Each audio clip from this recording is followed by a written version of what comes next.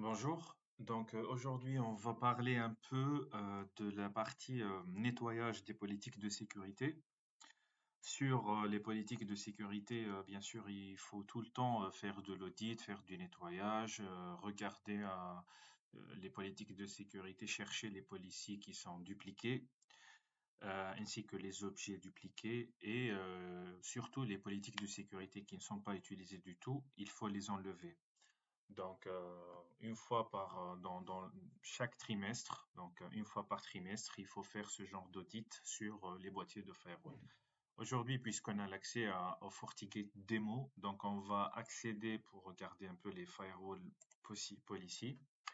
Comment on peut procéder à faire ce genre d'audit, ce genre de nettoyage? Tout d'abord, il faut utiliser les filtres et il faut utiliser les statistiques de chaque politique de sécurité. Par exemple, ici, sur les politiques de sécurité, on peut filtrer par bytes, par exemple. On peut faire, bon, ici, on peut faire, par exemple, sur bytes.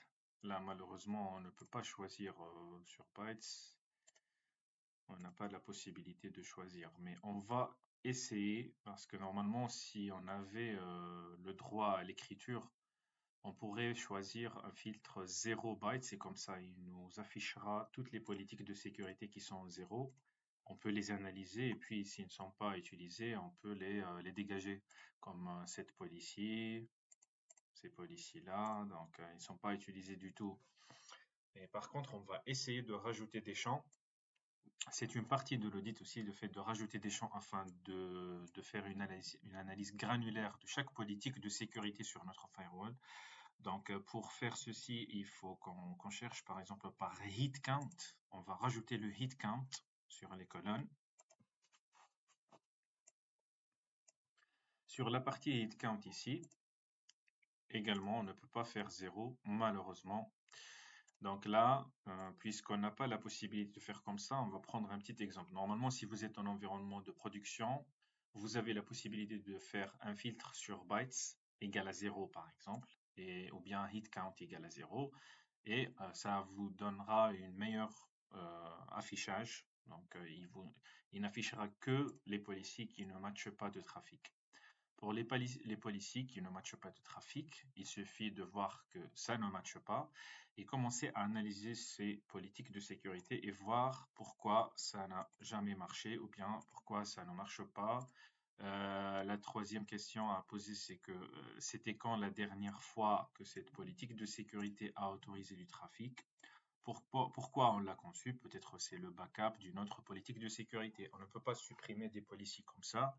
Peut-être c'est un backup d'une autre policy fonctionnelle et que le jour J, là où qu'on aura besoin d'activer cette policy pour faire le backup, il faut avoir cette policy sur le tableau de politique de sécurité. Donc, on ne peut pas supprimer des choses comme ça. Donc, il faut bien analyser tous les détails avant de le faire.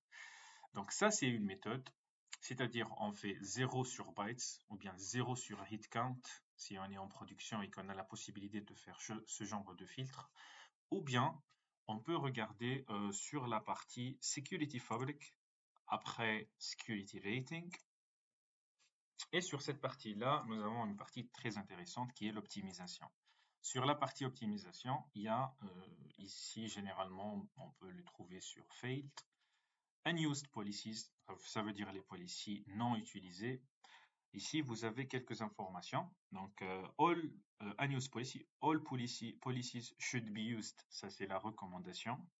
Vous avez combien de devices, combien d'équipements on a dans notre parc. Le score, il y a un score attribué par rapport à ce critère. Le résultat, donc, c'est failed. Et la compliance. Donc, ça entre dans le contexte compliance, sécurité, sécurité de tout l'environnement, etc. Le PCI DSS, par exemple. Donc, ça, c'est un critère qu'on peut utiliser pour la partie compliance. Compliance. Voilà. Donc, ici, on va regarder juste cette partie-là. On va cliquer sur le bouton plus. Donc là, il nous affiche les devices sur lesquels nous avons des policies non utilisées Et si vous choisissez par exemple notre firewall actuel, NGFW-PRI, vous pouvez trouver son nom ici. Donc NGFW-PRI, c'est notre firewall actuel.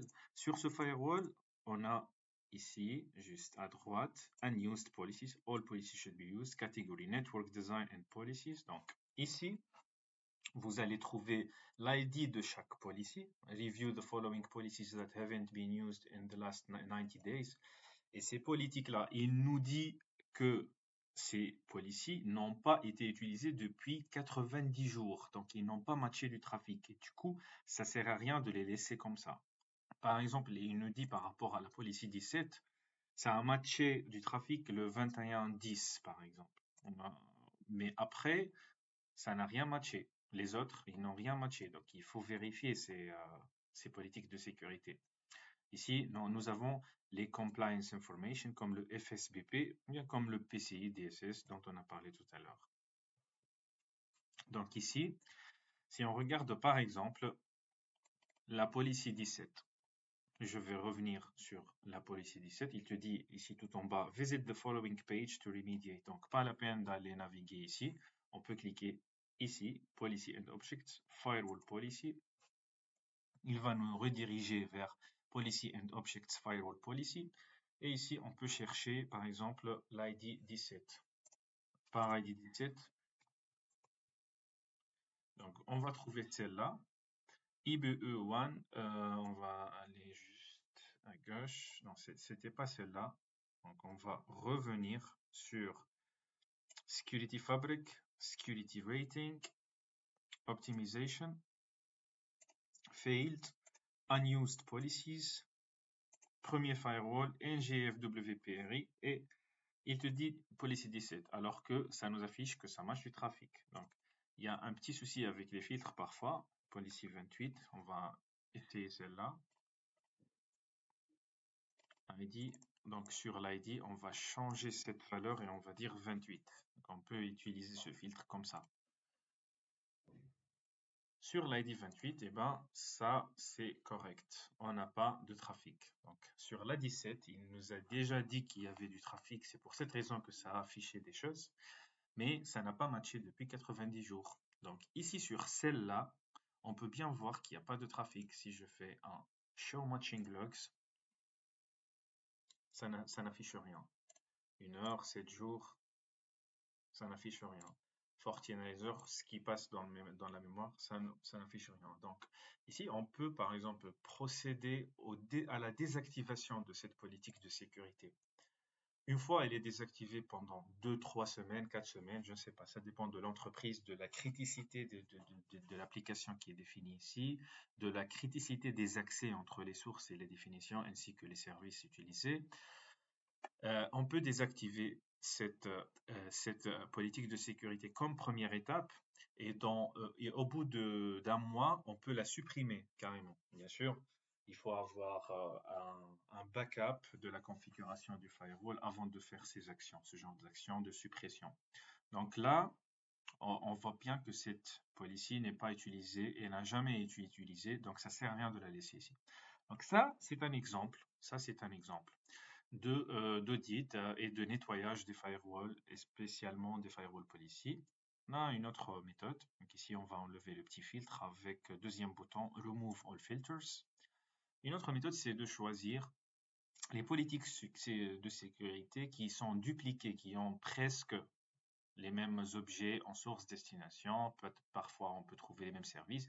Et l'idée, c'est de regrouper tous ces politiques de sécurité. Donc, si je fais par exemple ici, from, donc ici, on peut choisir ISFWHA. Ici, on va choisir, si on regarde déjà, on va trouver ICFW from et to one uplink port 36. One uplink port 36. Donc, la destination est la même, les sources sont les mêmes, sauf que ici, au niveau de la destination, on a un petit changement. Donc, il y a deux différents VLAN. Ici, on a 1, 2, 3, 4, 5, 6. Donc, on a 6 VLAN ici. Et après, au niveau de la destination, donc ça change. Sur cette policy, on a FortiUDR, XDR, machin, et sur cette policy, on a all. Donc, on ne peut pas faire aussi l'action change, donc deny accept. Donc, on ne peut pas faire la fusion de ces deux politiques de sécurité. Ouais. Il faut bien regarder avant de penser à faire le regroupement des différentes politiques de sécurité. Donc, ici, par exemple, si je fais un WLC staff, ça va nous afficher une seule policy. On va faire un remove ici pour enlever le filtre. On va faire un remove ici. On revient sur cette partie-là. Par exemple, on peut chercher par destination. Malheureusement, ici, on n'a pas les compteurs. D'habitude, on peut avoir les compteurs qui peuvent nous aider à savoir il y a combien. Par exemple, cet objet, il est utilisé combien de fois. Et comme ça nous facilite la recherche et le nettoyage. Hein. Avec cette version, la 7.4.1, on trouve pas mal de choses qui sont meilleures par rapport aux autres anciennes versions. Mais cette partie-là, donc voilà, c'est ça. Le principe est celui-là. On ne peut pas faire des changements actuellement sur le firewall, mais le principe, c'est comme ça. Après, tout dépend de l'entreprise, de sa stratégie également. Et pour faire le nettoyage des firewalls, il faut mieux passer par un outil d'audit comme Tufin par exemple ou bien AlgoSec. Ces outils-là, ce sont des outils payants, bien sûr, et ils peuvent nous aider à mieux analyser ce qui se passe, ce qui traverse nos firewalls. Par exemple, Tufin, c'est une solution qui peut s'adapter, qui peut fonctionner avec plusieurs types de firewalls comme les Palo Alto, les Fortinet, etc. Donc voilà, le principe de nettoyage quand on n'a pas les moyens, quand on doit travailler avec les moyens de bord, donc on peut faire comme ça, les filtres. Donc il faut se baser sur les filtres et les indicateurs qu'on trouve sous Security Fabric, Security Rating, après Optimization.